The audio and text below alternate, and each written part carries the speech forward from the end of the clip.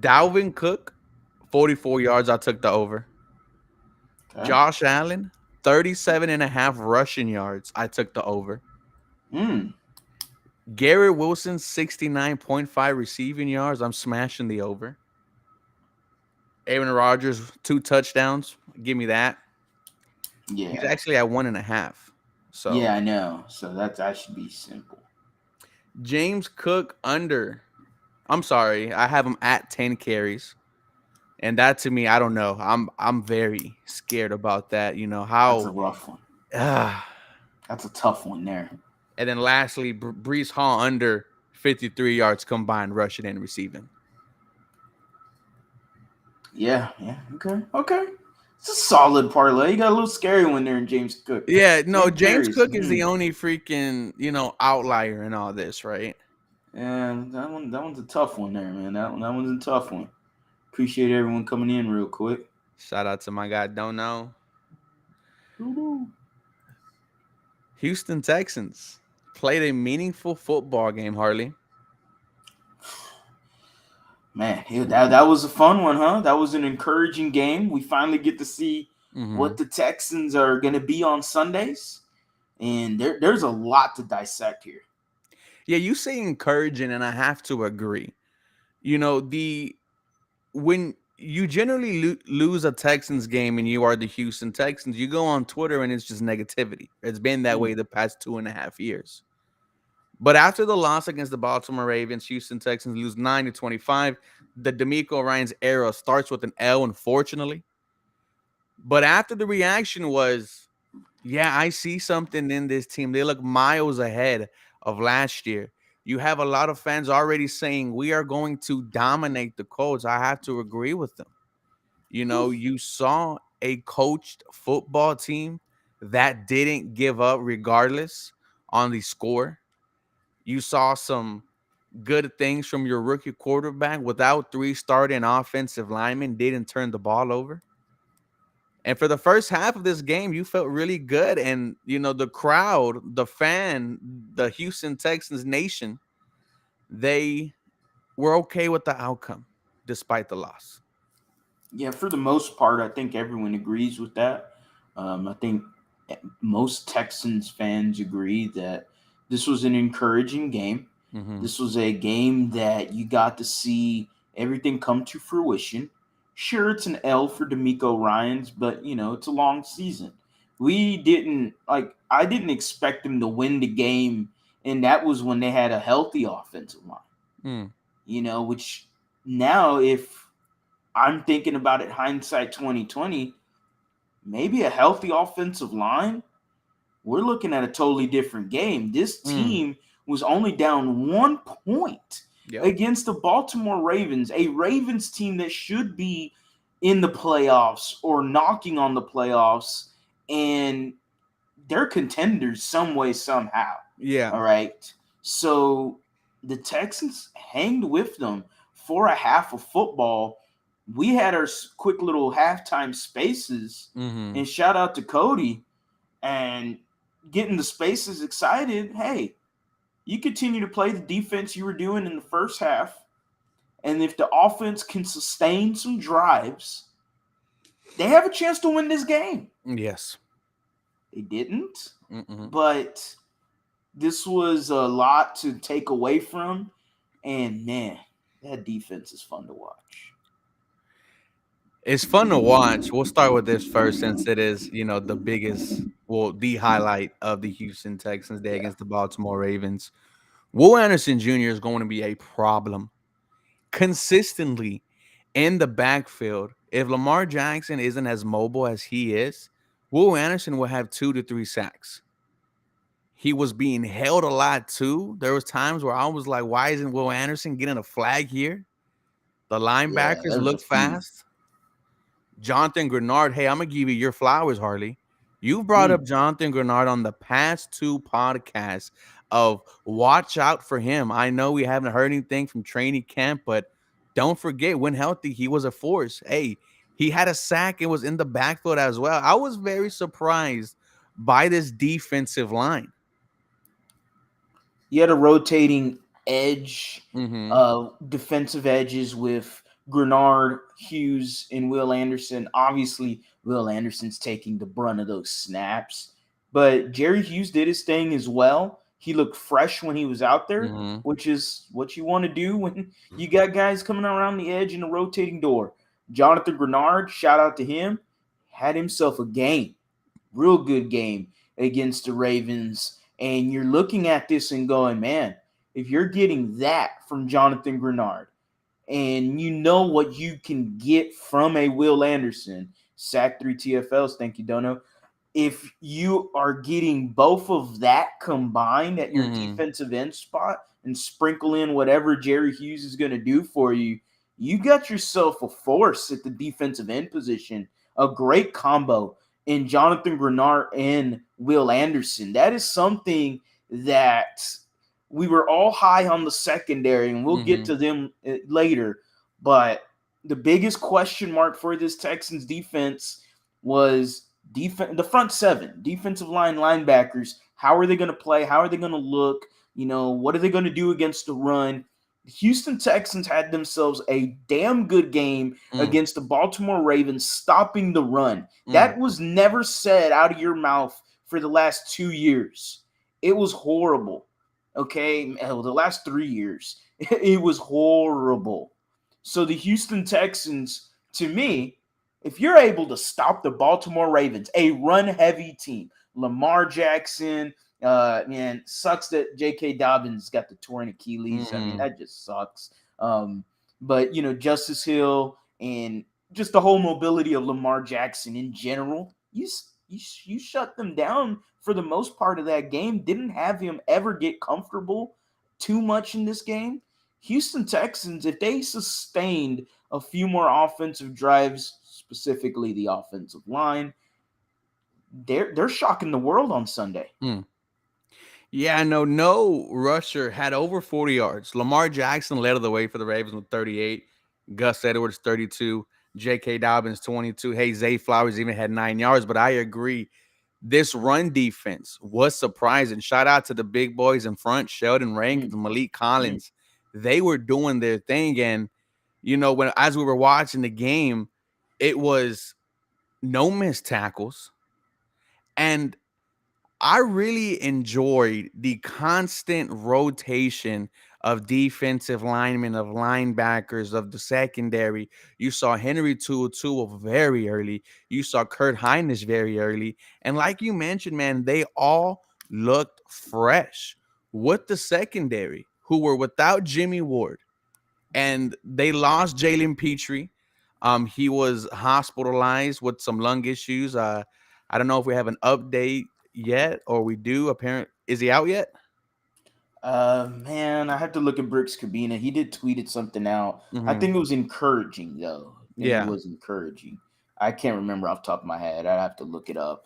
But yeah, Brooks Cabina did come out and say something positive about regarding that. So I mean that's good to hear. He got kneed apparently from Lamar Mm. Jackson in the chest. Started coughing up blood. So it was a rather serious situation. He stayed overnight at a hospital in Baltimore. So shout out to Jalen Petrie. Prayers up for him. He should be better now. So that's great to see.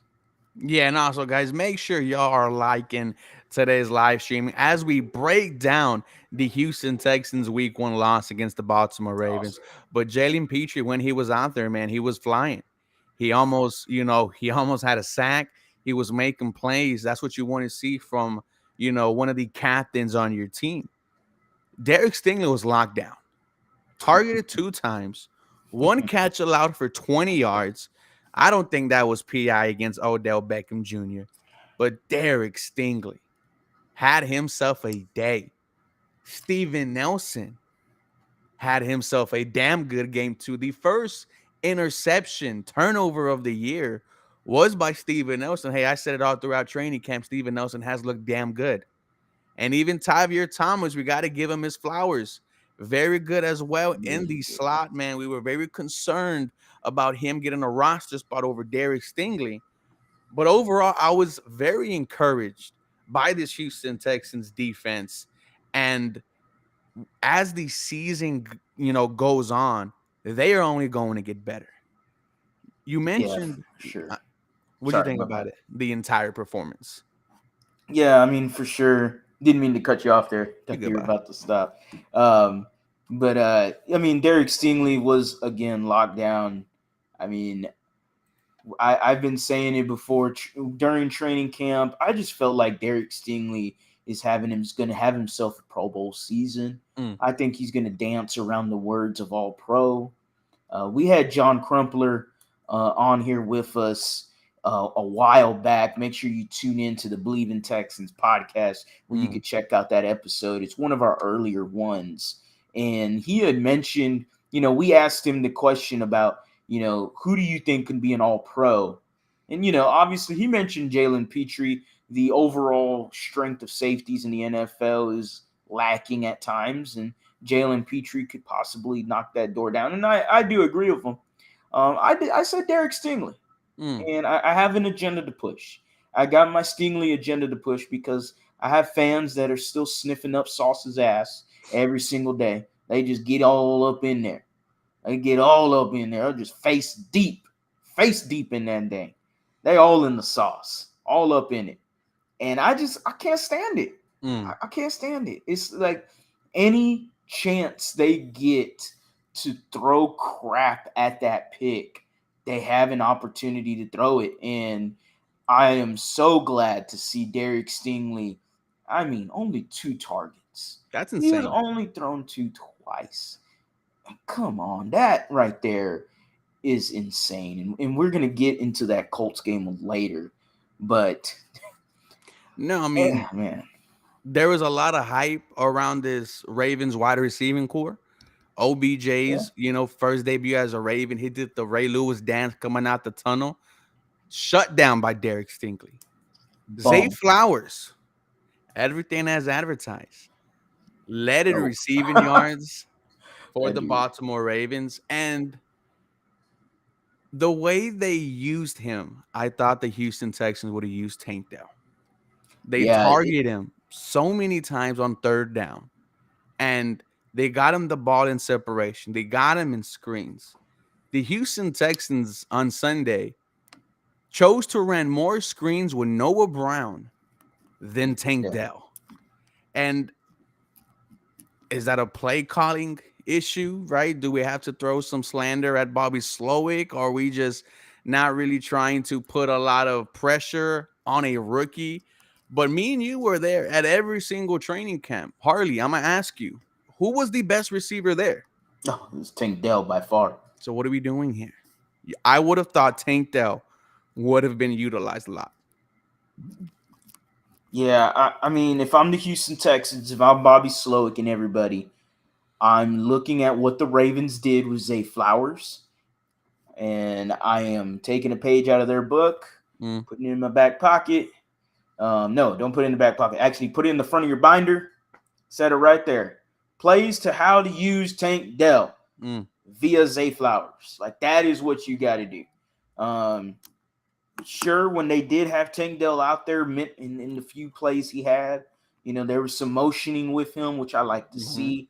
I like to see some pre-snap motion with Tank Dell. That's just going to make him a lot better once he gets moving. Excuse me. But Tank Dell, yeah, he needs more. He needs more playing. I mean, he needs more Mhm, playing time, man. I need to see more snaps from him. He was obviously the best wide receiver in training camp. The play calling around with Bobby Slowick for his first game, it was all right. mhm, But there's some plays where you nitpick. There's some plays where you question, like, okay, what the hell are we doing here? What is going on? The pre-snap motion with Noah Brown hiked the ball and the whole defensive line for the Ravens swallowed Noah Brown. Like that was just sad. on a third and Uh, one. yeah, that was sad. You had another one where you went for it on fourth down, and yeah, Noah Brown again. He's just getting eaten up by, I believe it was a defensive end that recognized the play. Could have been a outside linebacker, whatever. They recognized the play. The Ravens ate that play up. I Mm, mean, there was times that it just felt like the Ravens knew exactly what you were going to do, whether it was when you went on for it on fourth down, the third and shorts. That is something Bobby Slowick is going to have to improve on. Again, this is just week one. He's a Mm-hmm. rookie OC, so it is what it is. And I understand what Dono is saying there. I get it. D'Amico did had some the game management and everything. What, I about eight also minutes think, left with no timeouts in the first half? yeah, I Woo! also think that young rookie quarterback, young OC. It just felt like the play clock just kept going down Mm-hmm. just fast on them. And it was like by the time they got up to the line of scrimmage, they're already there with 10 seconds, 9 seconds left. And there was many times where you saw CJ Stroud clapping to hike the ball Mm-hmm. many, many times. And so that's just something that's gonna happen as a young. You don't like to see it constantly in week one. You'd like to see more preparedness into that. But I think that's just some of the growing pains you're going to have to go through. We hope that is something Mm-hmm. that is improved going into week two. Yeah, no, I agree. I mean, I would say he had an okay day as well. Yeah. Um, One move that I just don't understand, you lose George Fant Yep. Here we go. and you move Michael Dieter to right tackle. Doesn't have the build for it, and immediately gets beat like a drum. CJ Stroud strip sack, Uh, and what are we doing here, Bobby Slowick?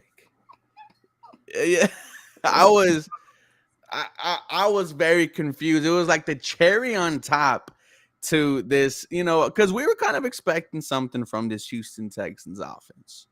The run game was not there. Damian Pierce only got 11 carries. Um, but when you're down 14 plus multiple points, or you're trying to throw the ball, the offensive line, was the real outlier of the reason why this team lost. And CJ Stroud was sacked 5 times.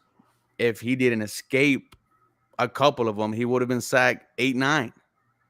You know, I would have loved that, to see a healthy offensive line, and we won't see that till week 5. Um, do the Houston Texans go out there and make a move?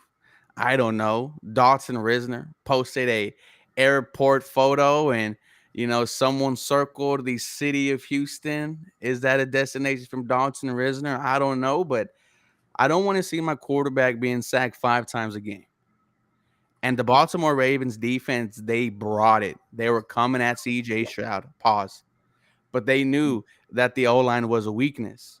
One question that I want to ask you, Harley, is how did you feel about the Houston Texans running a lot of play action? It was the most I've seen in quite a long time. But we saw that CJ Stroud was better in the shotgun, as he was at Ohio State. He was in shotgun pretty much his entire college football career. I mean, we'll see. When it comes to a Gary Kubiak offense, Kyle Shanahan's type of offense, and I'd probably have to delve. I should have done that. I should have dig deeper into their offenses and Mhm. see the percentages of times that they actually had play actions.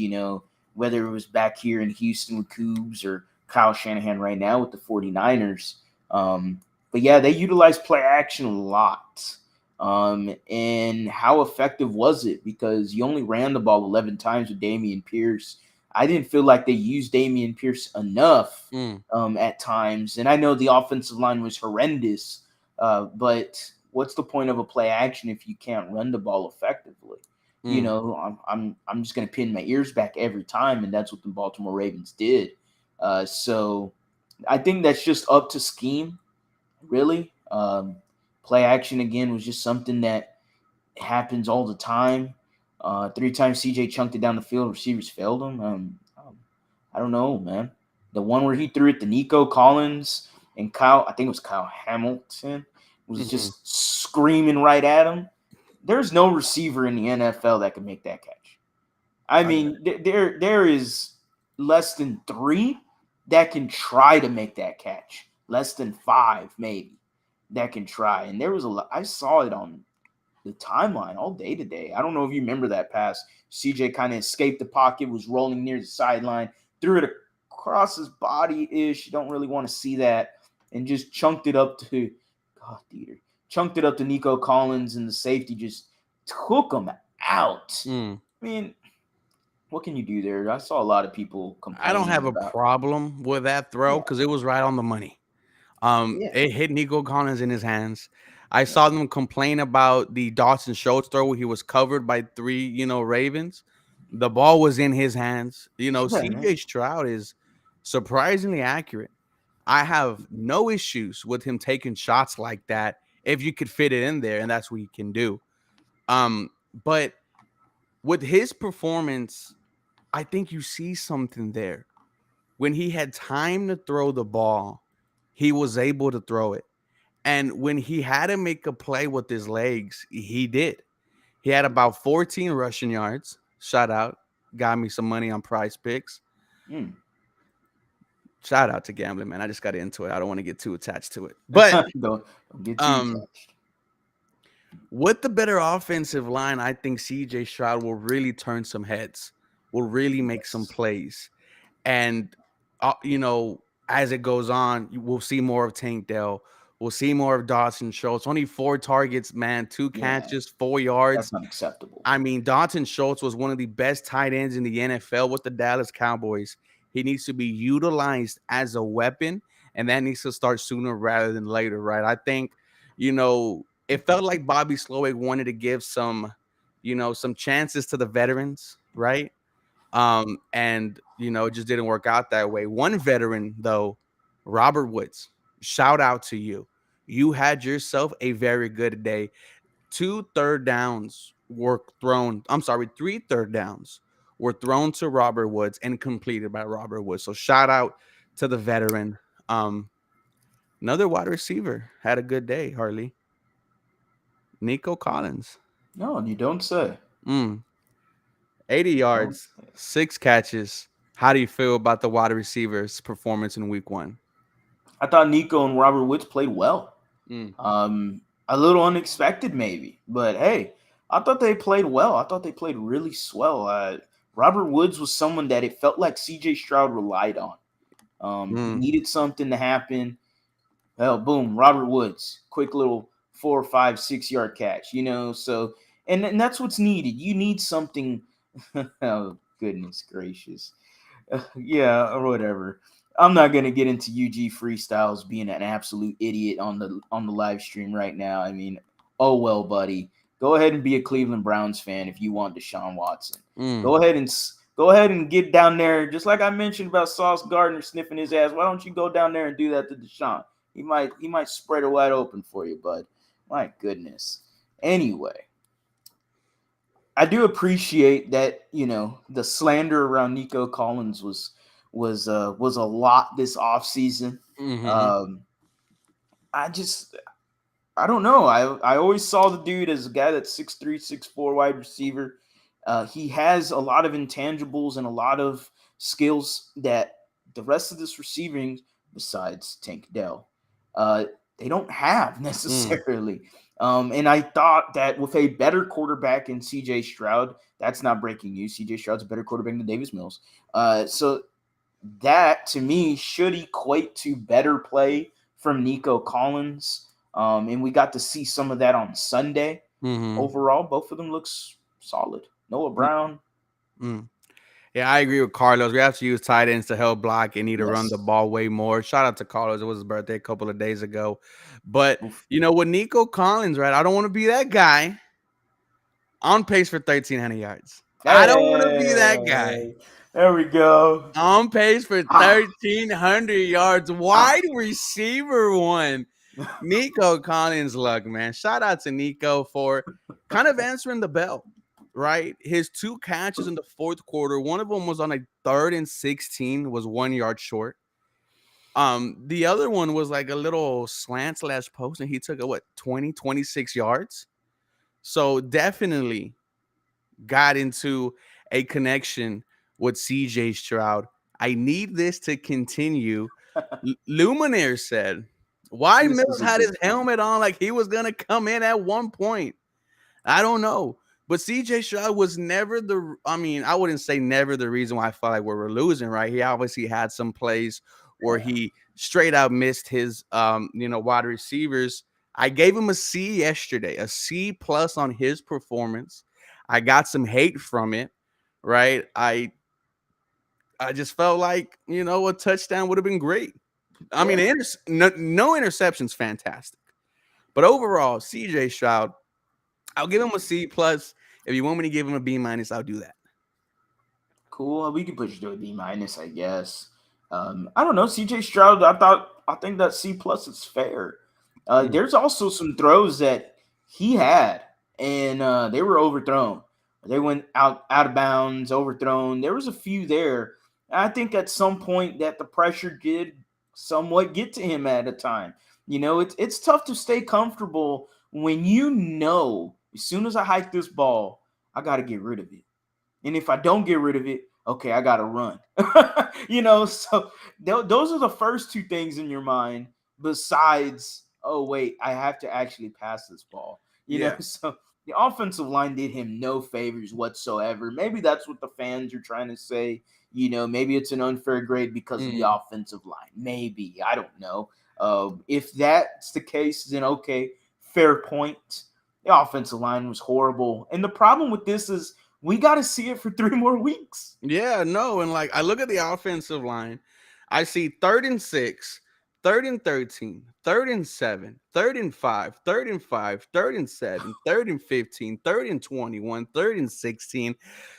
Ooh, that's a lot to deal with. This offensive line was a huge issue. Shaq Mason, if you are a PFF guy, don't go look up his grade. Let's not forget we traded for him in the offseason. One of the 3 players to get a 3-year extension. 4 pressures allowed. Did not have a good day grade wise. Laramie Tunsil, 2 penalties, both of them on 3rd down. One of them was on 3rd and 3, where CJ Stroud scrambled and found Tank Dell. It would have been a 1st down. Here we go. Holding call on Laramie Tunsil and Harley. I don't think that was a hold. That was not no. I, I'm about to say something. That was not no hold, man. I That do was not think that was a hold. And his false start was, I mean, ticky tack. ticky tack, brother. Especially when I'm looking at that Thursday night football game, and I'm looking at Hey, what's his name from Florida, the Jawan right Taylor. tackle. Yeah, I mean, come on, man. I mean, I'm looking at him going, and he's already moving, man. I mean, what are we doing? Mhm. Come on now. So come on. That I don't know, man. The 2 penalties on Laramie Tunsil were a little bullish to me, but it is what it is. The whole offensive line, I mean, it was just penalty after penalty. Well, I think it George was like Fant looked 13. good George Fant was okay. till he got I know hurt. PFF gave him a good grade. I don't know. I don't know what they were grading him on. I didn't. I mean, it was mid. I guess in comparison to the rest of the guys you had on the offensive line, sure he did all right. I mean, if that's how you grading it, so I don't know what PFF's looking at with George Fant. I didn't see a whole lot of wow. Uh, but I will say this, Lumineer just mentioning it now. Shout out to Uh, Lumineer. shout out to Lumineer. Uh, Jared Patterson wasn't too bad. I was very surprised. I was like, huh, 6th round rookie didn't look bad. I didn't really see.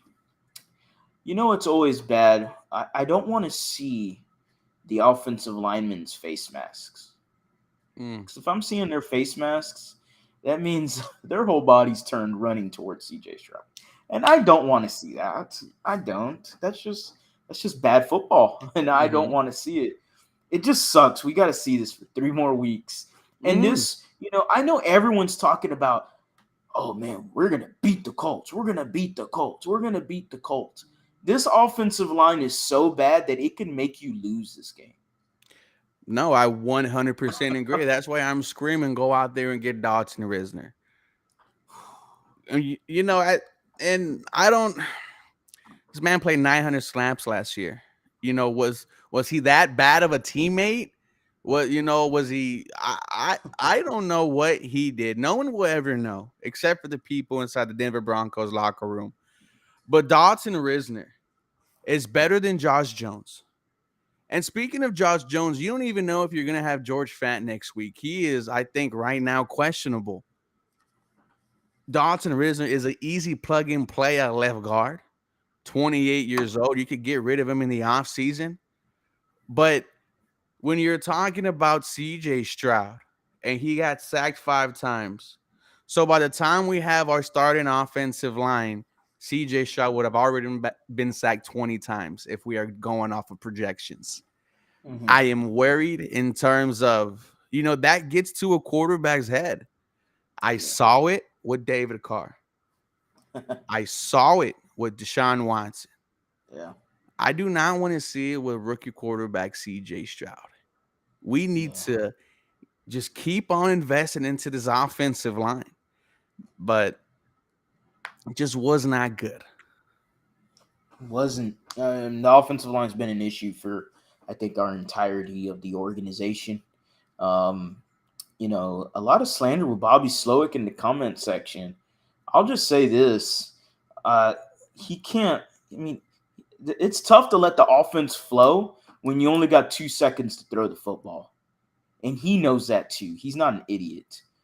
Like, there's a lot of implications here that Bobby Slowick doesn't know what he's doing. And I've seen it on the timeline as well for Twitter. And I'm like, come on, man. Like, what can he do? The offensive line, you're not playing at all with any of the guys. The Ravens know that, okay, this is probably what they're going to try to do. They're going to try to get the ball quick out of CJ Stroud's hands. So how do you stop that? Just play some press coverage. And the Ravens mix and match blitzes as well. We're going to make him feel uncomfortable. He's a rookie. Just push him out of that comfort zone. Don't ever let his feet get wet. And they did that throughout the whole game. And it really felt like, hey, the Ravens dropped like 15 points on you in the third quarter. And it just, as soon as the second half started, I thought maybe, hey, we got the ball to start the second half. Maybe they could go down there and, at least kick a field goal and go up by 2, grab some more confidence. But that just did not go your way. Offensive line is a big issue. Dalton Risner is he I'll need say at this this. point? I mean, isn't he? I'll say this. Look, Nick Caserio loves his 1-year deals. Well, I mean, what's wrong with giving Dalton Risner a 1-year deal? He's a cancer. Apparently so, according to Broncos fans and people that are in national media, continue to call this man a cancer. And I'm just like, I don't care what he is, because I'm sorry, we need somebody to protect CJ Stroud. We see that when CJ Stroud has time in the pocket, he can dissect the field. He is accurate. He's a really solid to good quarterback when he has time. And that's just going to help Bobby Slowick out as an offensive coordinator when he has time to actually open up more of these plays and let it loose a little more with a CJ Stroud. So a smart man would think, hey, Dalton Risner, sure, it's not going to solve your offensive line issues, but damn it, a Band-Aid at least to stop some of this bleeding would be a very, very helpful. And if he performs well, then why not give him another 1-year deal? Kenyon Green, you're back. Dalton Risner, you, Green, duke it out for left guard. Whoever's the best man wins. And we just run with it like that. And if Risner gets upset that Kenyon Green, let's say, beats him out next year, bye-bye, I don't need to see you anymore. That's how you do it. I mean, right now, we don't know who's going to be right tackle. You mentioned Josh Jones. He could be right tackle. You could sign Dalton Risner, put him at left guard. And your center, as of right now, Jarrett Patterson, that to me makes me feel a lot more better, confident than Josh Jones, who's a tackle playing guard. Then you got Jarrett Patterson, who sure played well, still a 6th-rounder. And then you got George Fant, who has not looked good at all through training camp, preseason, and yesterday he was mid at best. So there's something you can do to improve this offensive line. And what upsets me is that you're not taking the obvious route. The Mm. gold is right there. You're seeing the golden ticket from Willy Wonka's chocolate bar, and you don't want to grab it. Why not? Jerome T. Green says we lost the game we expected to lose, and this fan base still wants to go into Thank you. meltdown mode. Thank you. Thank you. I don't think we're going in meltdown mode just yet, but No. like you said, the obvious choice is to go out there and get Dawson Risner. Now, we were screaming Dawson Risner in the offseason. We were screaming for him once we found out that Kenyon Green was going to be out for the year. And we are saying it right now. Josh Jones is not the answer. I mean, No. shout out to him for being thrown out there in the fire and doing the best he could. 2 penalties on 3rd down. And then this offensive line is still unhealthy. There's so much moving around. You have to keep on bringing in talent, man. You cannot just let CJ Stroud get sacked 5 times again. Because let's say Juice Scruggs does come back. He has a hamstring injury. Those things linger. Let's say Tytus Howard comes back. And what if he's not ready to come back in and it's just another week, right? You need to be prepared for everything possible. And I don't think anyone's in meltdown mode, man. Like, Yeah. um, not the case. We mentioned in the beginning that the reaction to this loss from the Texans fan base was positive. Like I said, we were all expecting to go out there and have a strong showing against the Colts, but there was a glaring problem in the offensive line. Now we knew that coming into week 1, and it got exposed by the Baltimore Ravens. And like Harley said, it doesn't get easier. But other than that, man, a tough way to start out the season. It's rough. It's a little rough. Again, the biggest thing for me is you got to see this for 3 more weeks, man. I mean, oh my goodness. And if anyone's having a meltdown, it's Jerome T. Green, apparently. Just commenting over and over. Apparently, he's upset about this King ransom we gave up for Will Anderson. If anybody deserves no hate whatsoever, it's Will Anderson. And that's what makes me laugh because Will Anderson is an absolute monster. He was an absolute machine. Will Anderson is going to be the face of your defense for many, many, many years to come. Like you said earlier, and if anybody's missed it, make sure to check out the Believe in Texans podcast. You could And always like today's live rewatch stream. it. You could always rewatch it as always, anywhere where you stream all your podcasting platforms. You mentioned it earlier. If this quarterback was not mobile, if Lamar Jackson was not as mobile, Will Anderson's getting 2-3 sacks yesterday's game. Easy. Easy. So, I mean, it is what it is. Will Anderson, sure, you did whatever you did to get him. Who cares? You got him. And he's going to be a defensive dynamo. There's people, there's local media that are putting those words out there that he could be better than JJ Watt. And that's a tough task. And I'm not going to say that. I'm not saying that. The only rookie to get a sack in his week 1 debut, our boy Big Sarge. Shout out to Big Sarge Media. He just interviewed owners Kyle and Hannah McNair on his YouTube channel. Go check that out. But he said that Will Anderson Jr. will be better than JJ Watt. I mean, you start off week 1 with a sack against one of the best quarterbacks in the NFL, against one of the best offensive lines in the NFL. You have 16 more games left. Will Anderson Jr., what are you going to do this season, man? But he's special. Very special. I'd like to see more. That's all I like to see. Again, he could have 2 to 3 sacks if the quarterback wasn't as mobile as a Lamar Jackson. Man, we could be. You imagine if he had 2 to 3 sacks week 1, and then our tune might be singing like what Big Sarge is saying. Maybe he is the next JJ Watt-esque kind of player. There's nothing wrong being similar to JJ Watt. That's a great compliment. So hey, if that's what I'm getting, sign me up. You can have those picks. Sign me up. I'm down for that. Will Anderson, I am excited. I am happy that he is in a Houston Texan jersey. I can't wait till he's wearing that battle red. That's going to look sweet. Man, it just sucks that the Browns beat the Bengals. Why'd you have to go there, man? See, I wasn't even Man, thinking about that. man, that's tough. Yeah, Joe Burrow, they said just didn't look good. He looked rusty. He didn't play any of the preseason, by the way. Obviously because he was hurt. But they said he looked rusty. That was the big thing that people kept saying. That's national media talking. So who knows? You know, a lot of national media, they seen Joe Burrow have success, so they're not going to say he had played Mm, bad. They're just going to say he was rusty. He played bad. mm, He looked like ass. mm. All right. I mean, goddamn dog water. Screwed over my third fantasy league. Dumb son of a gun. I had him as my starting quarterback. Joe Burrow said, nah, not today, big boy. You're going to get these measly little 5 points. The Dallas Cowboys defense ruined my night.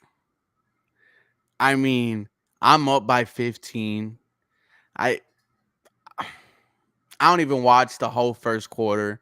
I'm all right, let's roll one up. Let's end the night. I Yeah, check spark one at up. the end of the game, 35 points. Speaking of I knew that, it was crazy. I mean, the Giants were driving down the field. oh, Just T. going right Higgins down the had field. 0 points. Stop, Speaking of man. T. Higgins, will That be one a hurt. free agent. Mike Evans will be a free agent. One of them is going to be a Houston Texan. I'm calling that right now. No, you just said that Nico Collins is on pace for 1,300 receiving yards, and he is wide receiver one. Why not get two wide receiver ones? Why not? Two's better than one, right? No, I mean, Conor McGregor, sign me up. I'm down for that, man. Give me Mike Evans, give me T. Higgins, one or the other, and C.J. Stroud with a legit wide receiver. Oh boy, Mm. now we're getting into fun territory. And as we come to an end, and as we wrap up week 1, the Houston Texans Mm, lose to the Baltimore humiliate. Ravens 9-25. Harley, a few words to put week 1 to bed. What? I didn't hear A that few last part. words to put week 1 to bed. How are you feeling after week 1? Encouraged, Okay. dominant defense, Mm. sleeper fantasy pickup. By the way, shout out to anybody with the fantasy defense. People that like to stream defenses. Texas defense, not a bad one to look at. But encouraging, dominant defense. The offense is a work in progress. Okay. But overall, I'm content with it. This team, see, we'll have people talk bad about them. This team, as it is every year, all 32 NFL teams, they will not look the same week 1 as they will week 4, as they will week 8, as they will week 16, 17, and 18, and so on. So the Houston Texans will be a better team as the season goes along. You hope that your offensive line becomes fully healthy by week 5. That gives you the 4 weeks to get away. In week 5, you're having a fully healthy offensive line, almost fully healthy. And hey, Juice Scruggs could be back. Titus Howard could be back. And then you could be running on diesel. Mm. And then we can see what this offense is actually all about. And then you can open up the playbook. And then you can see what C.J. Stroud's about. Then you can see Dameon Pierce feast and Devin Singletary feast. And Dalton Schultz maybe even thrown a little bit more. So, it's just got to be patient right now. We got to be patient. The injury bug is being a douche this year. Yeah, and it just took out Aaron Rodgers. Had to be helped off the field. It's like as soon as I put money on a player, bro, like they dude, something happens, dog. Something happens, bro.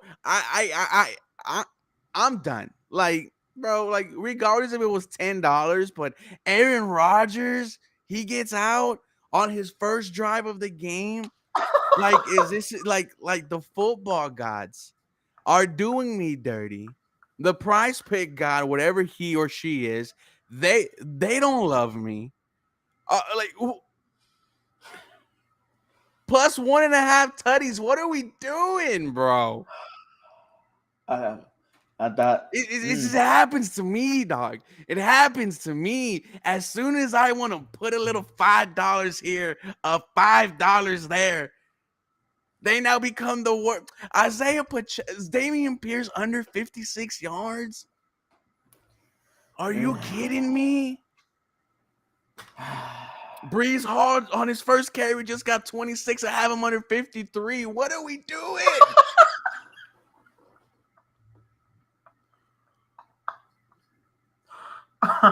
He's not even supposed to be starting. Why is he the starting running back?